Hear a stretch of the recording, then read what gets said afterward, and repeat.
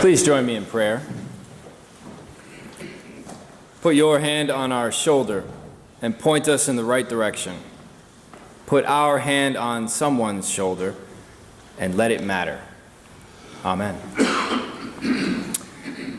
Our confirmation class will be looking for a moonwalking bear this evening.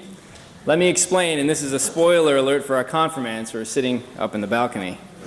When I taught Introduction to the Study of Religion in Toronto and then at St. Olaf College, I would show my students a film clip of a moonwalking bear. But it was a bear that was not easy to notice. The clip begins on a basketball court with two teams standing next to each other, one team in black uniforms, the other in white. The narrator says, "How many passes does the team in white make?" Both teams then begin moving chaotically, passing basketballs to each of their players. Watching the clip, you're so focused on the team in white, counting how many passes they make to each other, that you miss a moonwalking bear, a person dressed in a bear costume, entering the middle of the pass-making chaos, dancing for a moment on the basketball court, and then doing Michael Jackson's moonwalk as he moves out of the screen. The narrator speaks again. The answer to the question of how many passes the team in white makes is 13. But, he continues, did you see the moonwalking bear? The clip then rewinds to the beginning, and instead of looking for the number of passes, you're now, as a viewer, trying to find the moonwalking bear, and lo and behold, there he is, right in the midst of the chaos, practically invisible when counting passes, perfectly visible when you know to look for him. The clip is called Test Your Awareness. It was originally a public service announcement in the UK, reminding drivers to be aware of cyclists on the road, moonwalking bears, so to speak. But I co-opted it in Religion 101 courses to illustrate the great postmodern insight that the texts we read and study, especially religious texts, are loaded with moonwalking bears, erased, unnoticed, missed things.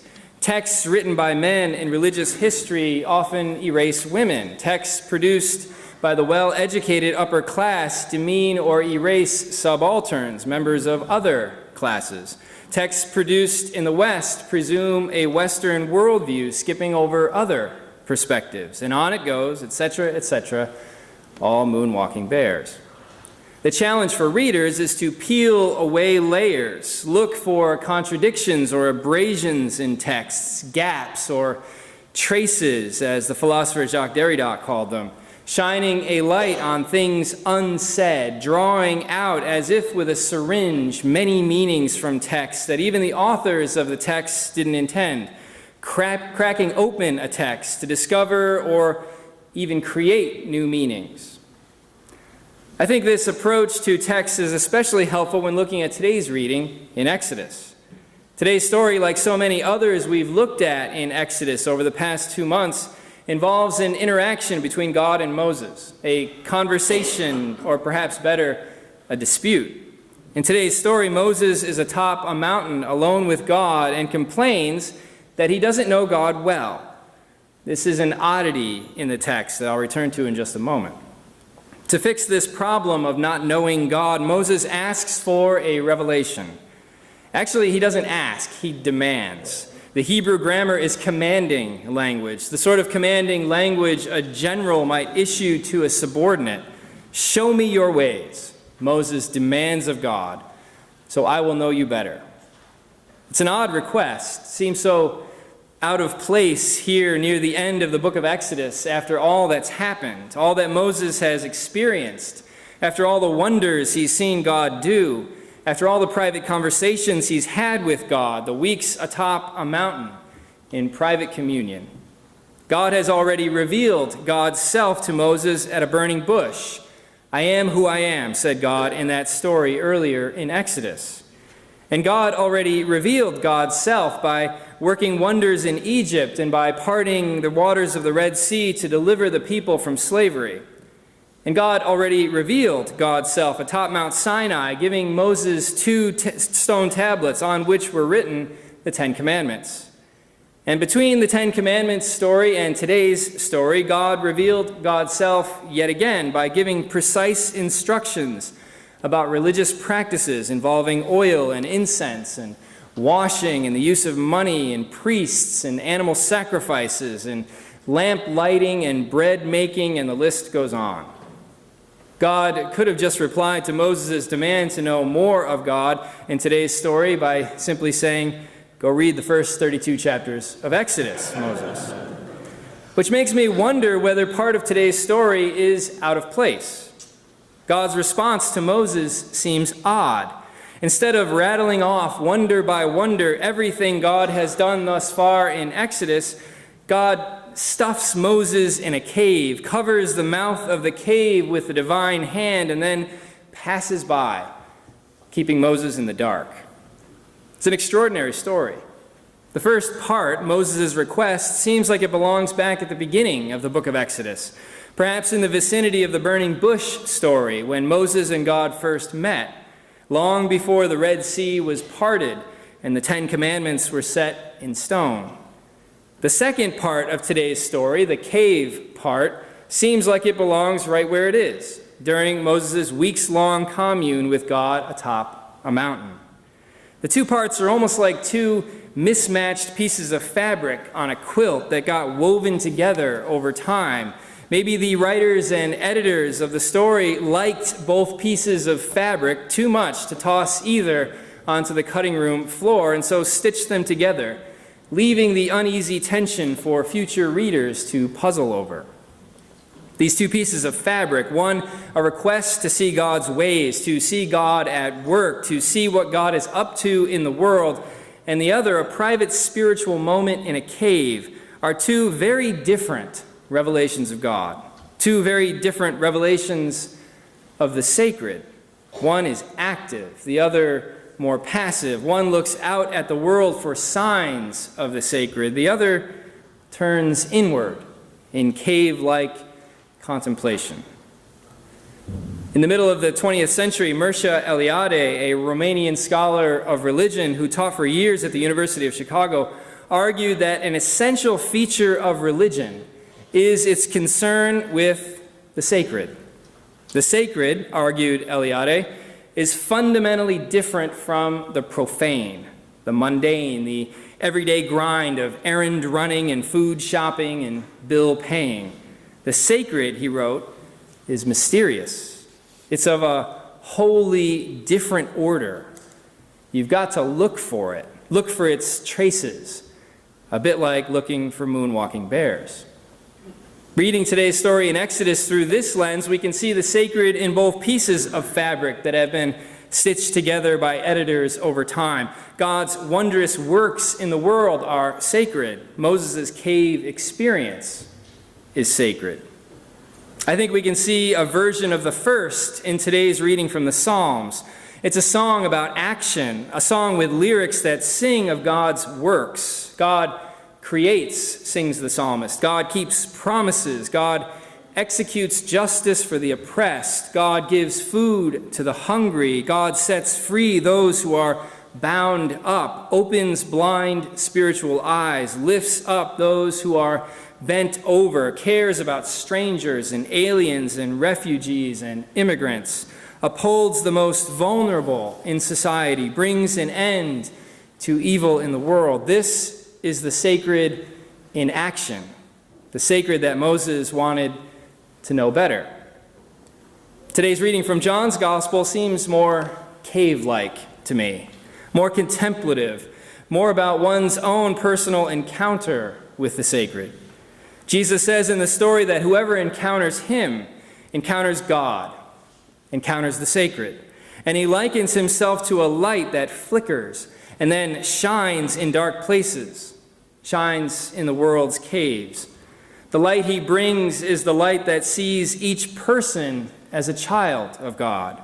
It's the light that sits near a woman at a well and treats her like a human being in spite of her past. It's the light that extends a hand to touch the world's lepers. It's a light that treats a hated tax collector named Zacchaeus as beloved and forgiven, and then watches with delight as Zacchaeus' heart bursts with generosity. It's a light that shines good news on the poor and liberation on those held captive and spotlights compassion, like that shown by the Good Samaritan for a broken person on a road. We, like Moses, contemplate this light here in the cave, so to speak, of church, opening ourselves to God's goodness, and then we emerge ready to go and do likewise, as Jesus once said. I think if we look hard enough, we can see the sacred. We can see this light everywhere. We can see it in the miraculous stories of survival in the inferno in California, like the story of John and Jan Pascoe, who survived the fire that consumed their neighborhood and their house by wading into a neighbor's pool, keeping themselves warm for 6 hours by holding each other and draping wet t-shirts over their faces to protect themselves from the flames when they needed to surface for air. And I think we can see the light of the sacred in the #MeToo campaign on social media promoted by courageous women who recount their experiences of sexual harassment and abuse. If we look, we can see the sacred all around us, see flickering light of all sorts in caves, or to mix metaphors, we can notice moonwalking bears dancing all around. Let me close this morning with 2 stories, one from a movie clip and the other from a recent story by Chris Arnade, who writes for The Guardian. Both illustrate this spiritual seeing, this seeing of the sacred, as Eliade once called it. First, the clip. In the Peter Berg film Patriots Day about the Boston Marathon bombing, starring Mark Wahlberg and Kevin Bacon, there's a scene near the end after the Boston police have spent days hunting the bombers, when Wahlberg's character is asked whether terrorism is preventable. As images of hurting victims reuniting with their families flash on the screen, parents and children, partners embracing in homes and in hospital beds, Wahlberg's character responds, "What I saw today, good versus evil, love versus hate. The devil hits you like that. There's only one weapon you have to fight back with. It's love. That's the only thing that can't be touched. Wrap our arms around each other. Let love's power feed us. I don't think there's any way evil could win." Then the second story by Chris Arnade of The Guardian. The title of the piece is "The People Who Challenged My Atheism Most Were Drug Addicts and Prostitutes."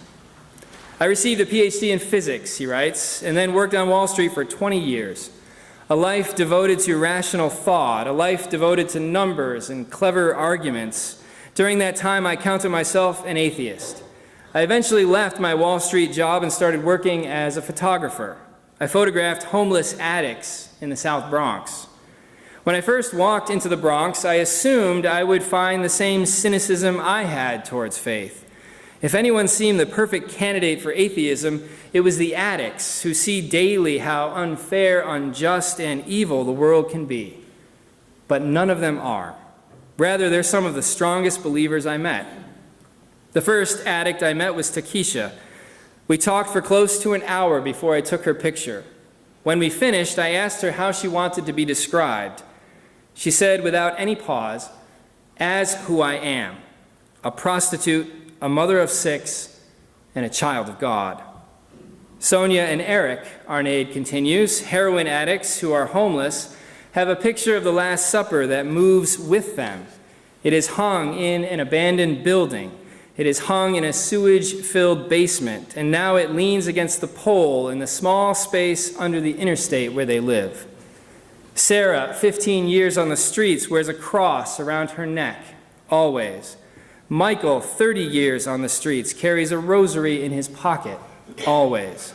In any crack house, in the darkest buildings, empty of all their furnishings, a worn Bible can be found laying flat amongst needles, caps, lighters, and crack pipes. Takesha and the other homeless addicts are brutalized, seen by almost everyone as losers, just junkie prostitutes who live in abandoned buildings. They have their faith because what they believe in doesn't judge them. Who am I, says Arnade, to question them?